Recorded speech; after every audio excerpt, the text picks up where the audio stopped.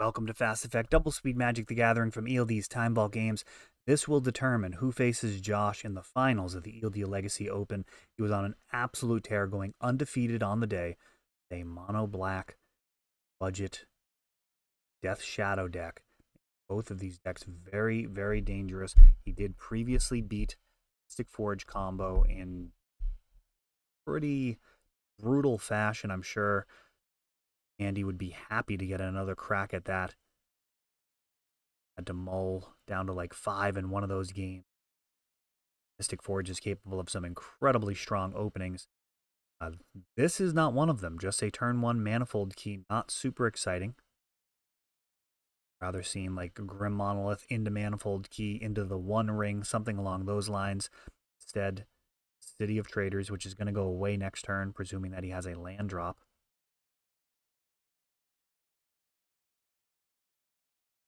A lot of cards left in that hand. It does look keepable at a glance. A lot of pondering from Michael here.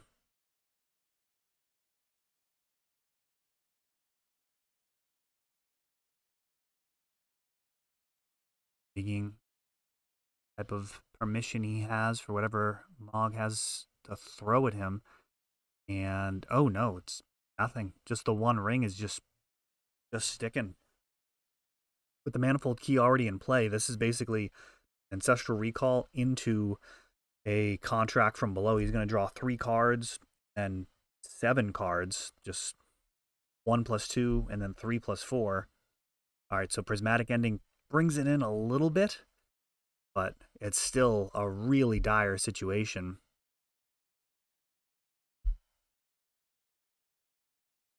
Paradox Engine, if he has anything to go along with this, this is probably a wrap. Paradox Engine, anytime he plays a spell, is going to untap all of his cards. That means like a Lion's Eye Diamond, Lotus Petal, Mox Opal, any 0 casting cost card, going to allow him to untap the One Ring. Yeah, so that LED is a Black Lotus plus drawing 4 cards at that point. That's just game over. Michael understands that.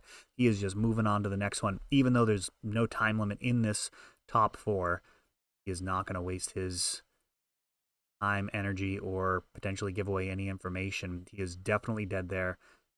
Going to just draw through his whole deck.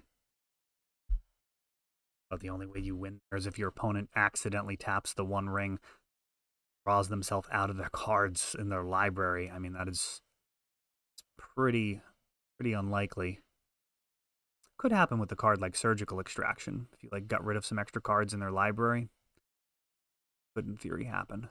Try and draw like exactly what they have left. All right, much stronger opening here. Defense Grid, that is more in line with what you're looking for in this type of matchup. Michael doesn't have a Prismatic Ending right away. This could be a huge problem, negating all of his counter magic, though he hasn't had much of it so far. Hoping for some type of say over what actually touches the board.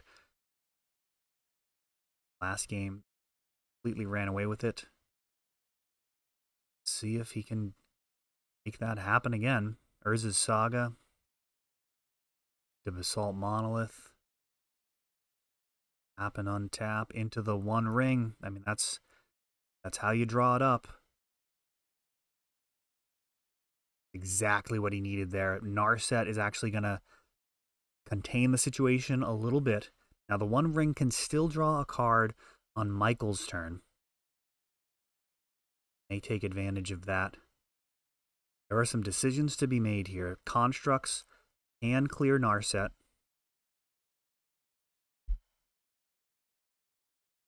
Two Urza Sagas. He's potentially able to make like 4 constructs here. Guessing that's his only other land. I might have wanted to space that out a little bit. Spend a few turns potentially baiting out any removal that Michael has. Be best to not get totally board wiped. Gonna make a construct, swing, get swords. Another one. Kind of have that going back and forth. Oh, Meltdown.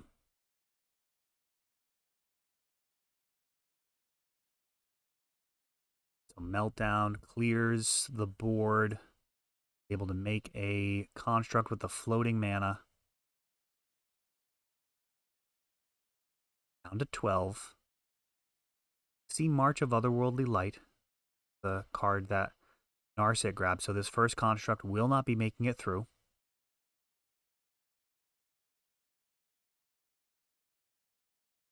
Urza Saga putting in some real effort.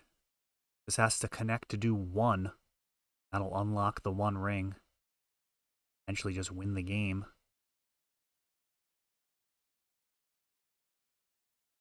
March, of course, takes out that construct. The 1 more to fight through, and then there'll be another one and another one. He knows exactly what he needs to do here. Protect Narset at all costs.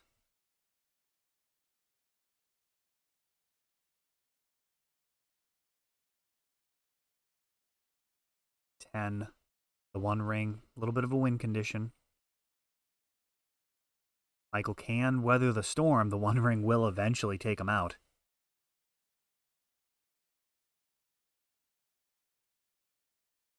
Oh, Dress Down. What a clean answer. That is brutal. The Dress Down taking care of everything. The 1 ring replacing the previous one. So no more pinging. Win condition eliminated. Mystic Forge. That will get rid of this Force of Negation. That could potentially win the game on the spot as well. Super dangerous card. Oh, and Null Rod. This just swang dramatically in Michael's favor. Paradox Engine, but, I mean, who cares? End of turn, cycling Shark Typhoon. Null Rod just going to be able to stop anything. I'm not really sure what this deck's going to do about that other than Construct Beatdown. And it looks like a 4th Prereleases finished that out. Looking at my notes.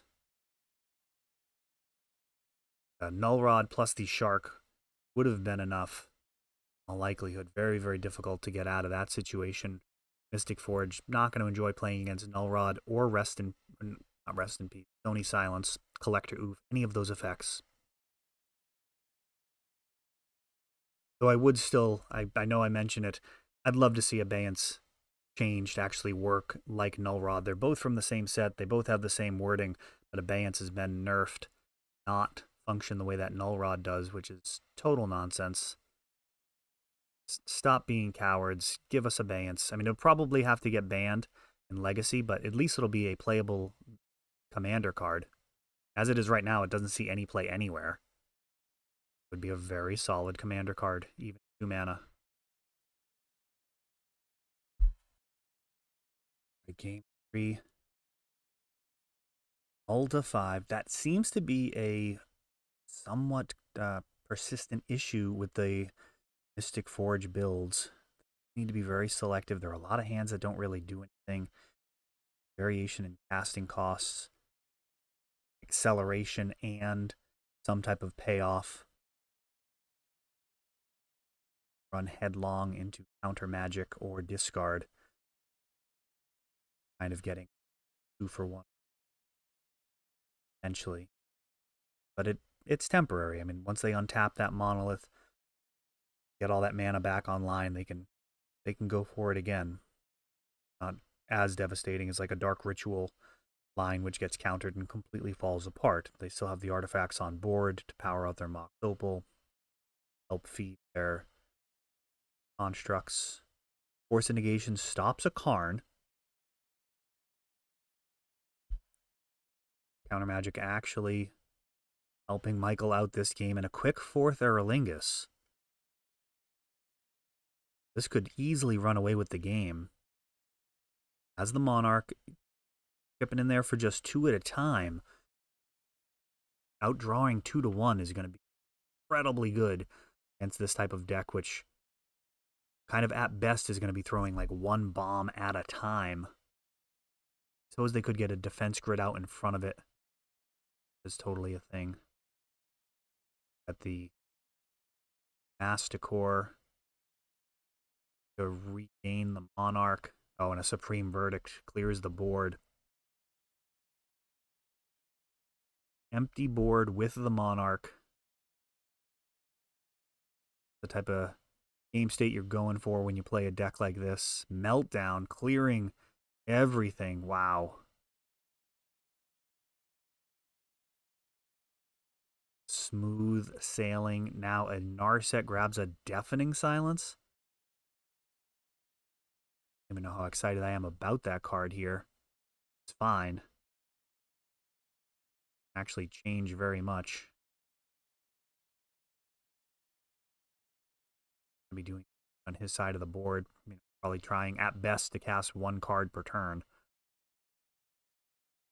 this point. Though I suppose, if he were to dig out of it, Deafening Silence does stop him from ever fully regaining. But functionally going to be the same. He's not going to do anything from this board state. Bit of extra insurance as Michael just destroys a Mull to 5. Secures his spot in the finals. Thank you for watching. For more magic from ELD's Time Vault games, be sure to subscribe and check out more videos just for you over here.